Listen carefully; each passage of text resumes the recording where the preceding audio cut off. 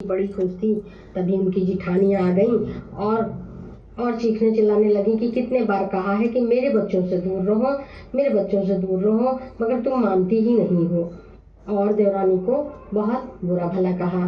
देवरानी बेचारी परेशान हो गई और घर छोड़ करके जंगल की तरफ चली गई। वहाँ जाकर के फूट फूट कर रोने लगी।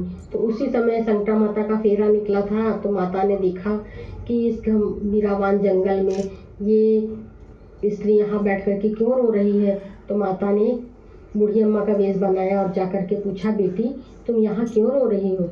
तो देवरानी ने कहा कि अरे अम्मा, कोई बात नहीं है, आप जहाँ जा रही हो वहाँ जाइए, हम क्यों रो रहे हैं हम आपको क्या बताएं।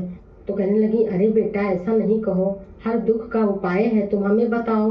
तो कहने लगी, अम्मा जो दुख हम पर है उसका कोई उपाय नहीं है और मेरा दुख बहुत बड़ा है।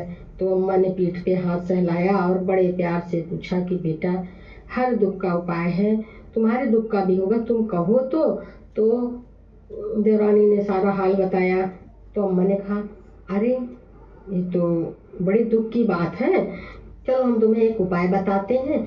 अपने घर खुशी से जाओ और रास्ते में जो बच्चे खेल रहे हो छोटे से, उनमें से जिन बच्चों का मुंडन नहीं हुआ हो उसमें से किसी एक बच्चे के सिर का 4 बाल ले आना।